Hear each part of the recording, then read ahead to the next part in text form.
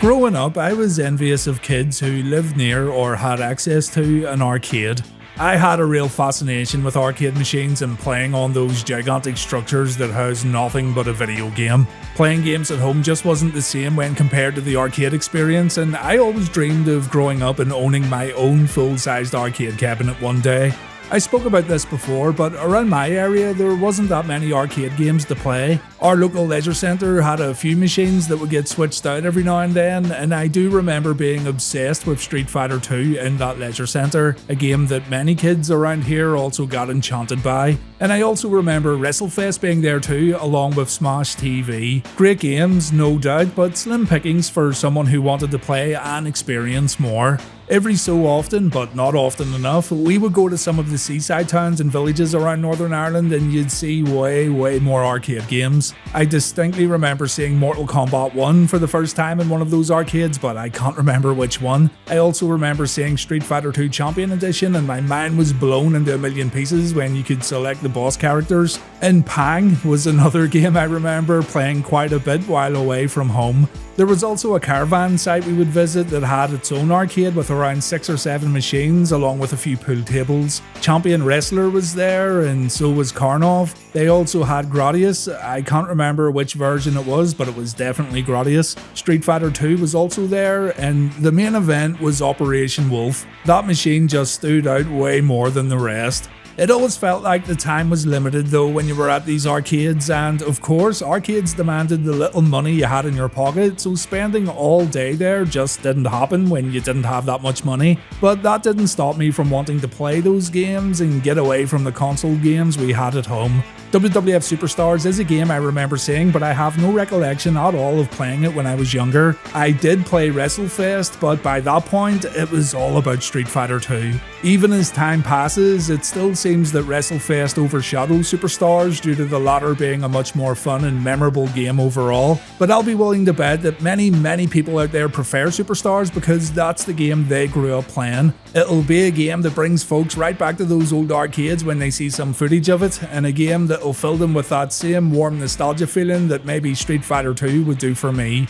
Digging into the background of WWF Superstars and researching a little about the game would result in me learning more about the game's developer, Technos Japan, and their story is a pretty fascinating one. So let's take a look at Technos Japan before looking at WWF Superstars. Technos Japan came to be when 3 staff members from Data East got together to make their own video games. Data East would try to sue these guys for allegedly stealing game data for the game Pro Tennis. Data East thought that these dudes were going to copy the game and sell bootleg versions of it, but the lawsuit was dropped and Technos ended up creating 2 arcade games that Data East would actually publish. Those games were The Big Pro Wrestling and Karate Champ. No doubt you've heard of Karate Champ and how influential it would end up becoming, but The Big Pro Wrestling, or Tag Team Wrestling as it was known in North America, would set a very basic foundation for what WWF Superstars and WrestleFest would later become. Playing it now is nothing special. As a matter of fact, I got my ass handed to me quite quickly when recording game footage, but it's still interesting to see the origins of what would become the most beloved wrestling game that graced arcades around the world. Techno's next wrestling game, Exciting Hour or Mania in North America, is the next evolution, and this one feels very much like WWF Superstars. The way you attack your opponent is the exact same, the way you run the ropes and the way you grapple is all the same. This is a game that veterans of Superstars could play and instantly notice that yes, this came from the same guys who made the WWF game. Also, pay attention to the crowd in this one and you'll see some familiar faces. Stevie Wonder's here watching a wrestling match. Yeah, he's watching a wrestling match. Darth Vader is also in the crowd, and so is Superman. ZZ Top can also be spotted along with Batman and Robin, the Jackson 5 and the Stay Puft Marshmallow Man. So if you ever need to tie in the Ghostbusters to WWF somehow, that's how you do it.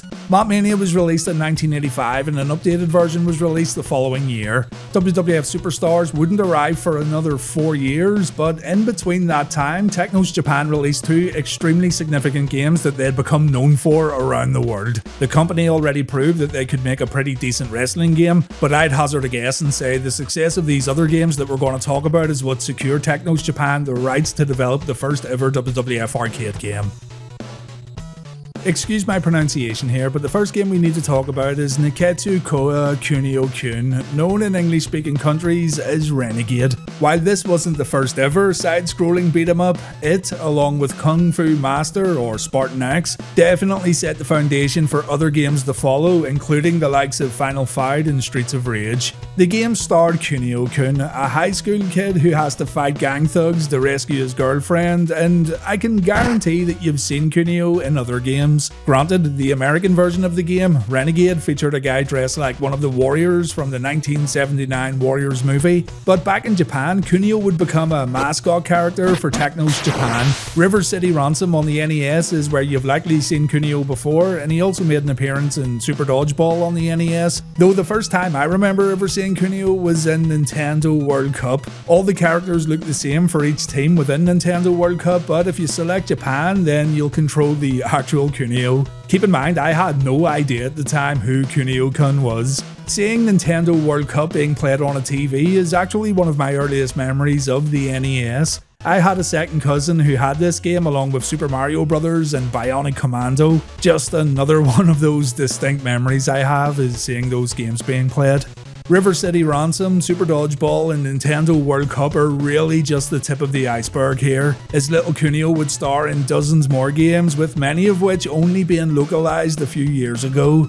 Kunio was seeing a lot of success over in Japan, but then Technos dropped a fucking nuclear bomb in arcades across the world when Double Dragon was released in 1987, a game that kickstarted a golden age for arcade beat-em-ups. Double Dragon went beyond the arcades, with the NES port being extremely popular, and that popularity continued well into the 90s with sequels, crossovers, an animated series, and a live-action film, although to be fair, those got ripped apart by critics. Still, when it was released, everyone knew what Double Dragon was, and it's good that its legacy still continues on to this day. It's probably the most significant game Technos Japan ever developed, and with these kind of credentials behind them, the guys at Technos found themselves developing a game for the World Wrestling Federation in 1989.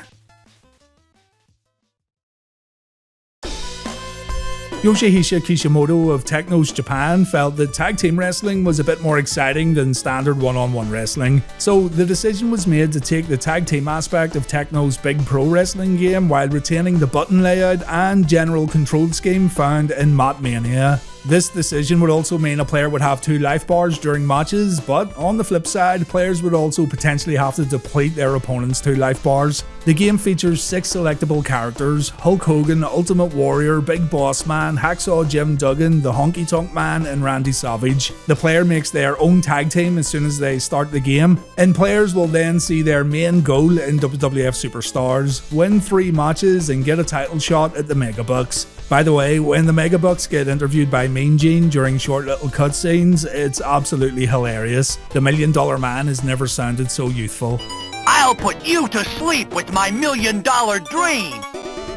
Players are going to wrestle other tag teams right up until their match with Andre and DiBiase, and once the Megabucks do the JOB, you'll get presented with a lovely pixelated image of Miss Elizabeth, along with a newspaper headline all about your big victory. You'll then travel to Japan to do it all over again, only this time the difficulty has been seriously ramped up. Make no mistake about it, WWF Superstars existed to eat your coins as quickly as possible.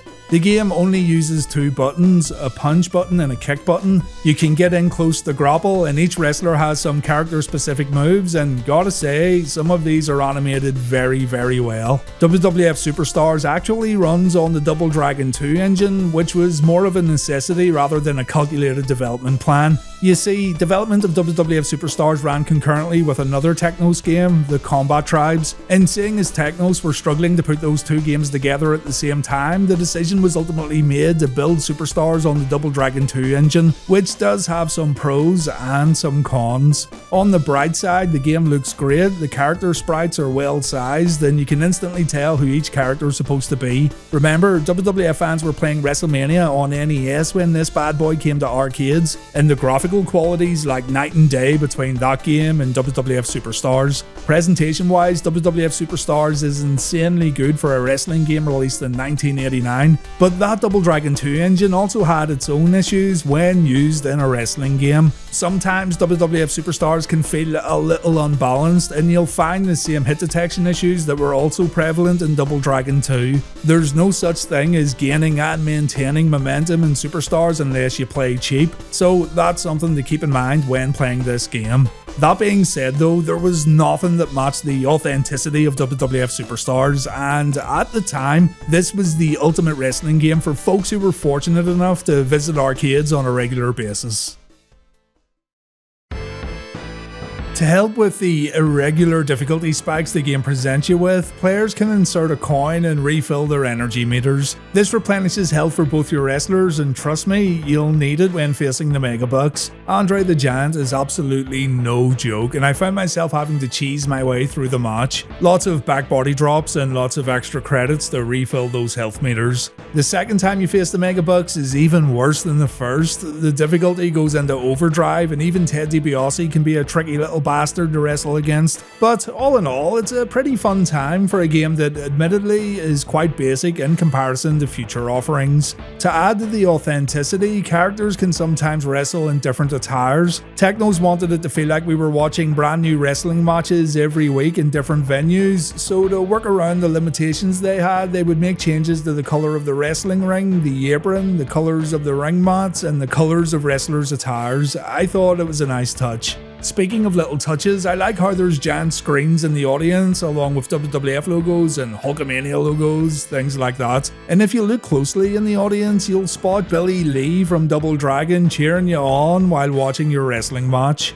WWF Superstars is a bright and colourful wrestling game that marries up quite well with the kind of television WWF were producing at the time. So from a presentation standpoint, the game's a winner. Granted, it was seriously overpassed by WrestleFest with that game's giant cartoony character sprites, but seeing WWF Superstars in the arcades would have been very eye-catching.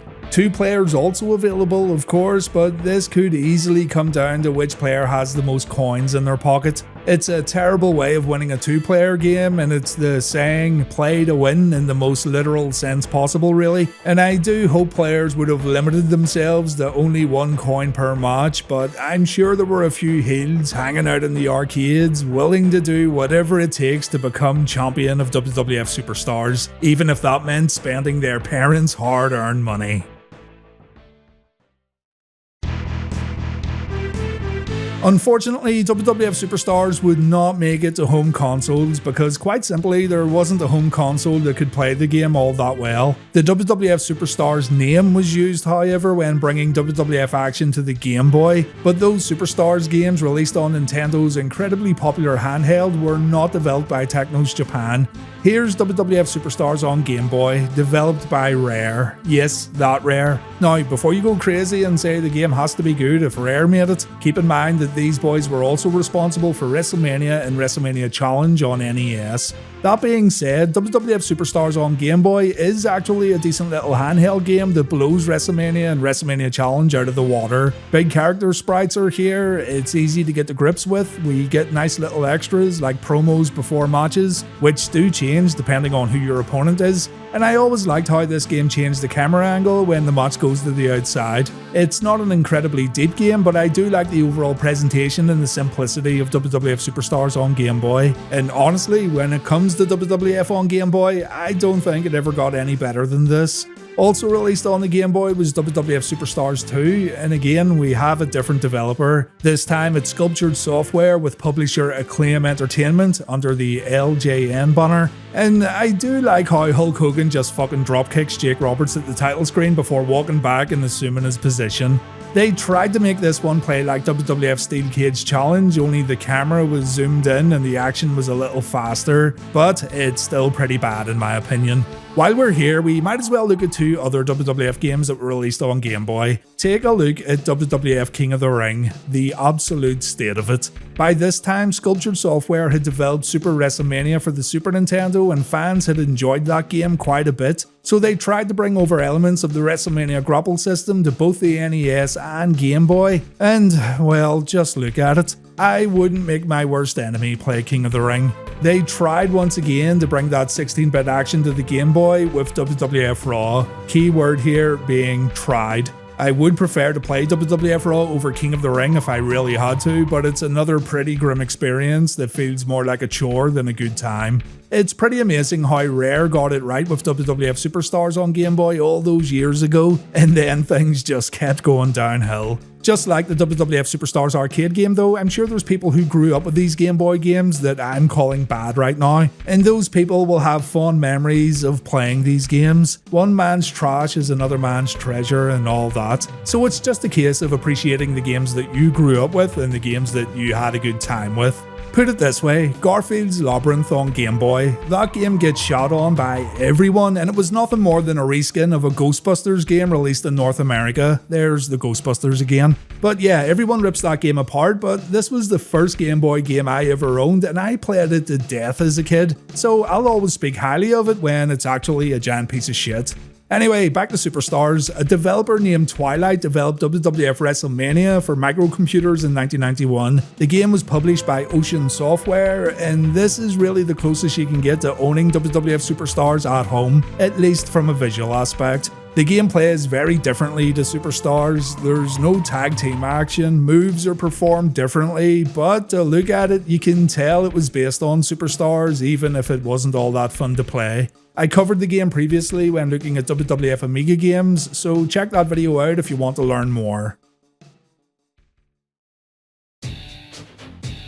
So, the question is WWF Superstars worth playing now? As a piece of WWF history and a piece of arcade history, yes, if you're into that kind of thing, then you will find the game a little interesting. The issue that Superstars has now is the same issue it had just a few years after it got released, and that issue is WWF WrestleFest. WrestleFest is more than a sequel to Superstars. It's a completely different experience that's just as fun to look at as it is to play. When most people think of classic wrestling games in the arcade, their minds will instantly go to WrestleFest, and that means poor old WWF Superstars gets left out in the cold. It's a shame too, because those who have an appreciation for Double Dragon and the Kunio games would surely appreciate the history behind WWF Superstars and how the games intertwined with arcade gaming as a whole, but it's also way too easy to get blinded by the dazzling lights of WrestleFest. That game's just on another level. With that in mind though, WrestleFest isn't my personal favourite WWF arcade game. That honour goes to Midway's WrestleMania arcade game released in 1995. And hey, that too was a game I never played in arcades. I've never even seen a real WrestleMania cabinet. I got introduced to WrestleMania the arcade game through the various home ports that were released for consoles before I emulated the arcade version on PC. So it goes to show that you can find appreciation for these older releases without having to travel back in time or having to build yourself a giant MAME cabinet. Unfortunately for me, playing WWF Superstars today didn't really spark any interest to keep playing on or complete the game multiple times with different characters. Again, it is quite limited in terms of everything from game modes to characters to wrestling moves, but it does make me want to dig into the Kunio game series a bit more, and seeing as loads of those games were only localized a few years back, that means I've got a lot to discover and a lot to play. I wouldn't have known about all this had I not covered Superstars in this video, so yeah, it paid off. But that's going to do it for today, guys. Thank you so much for watching another Wrestling Bios video, and please take care.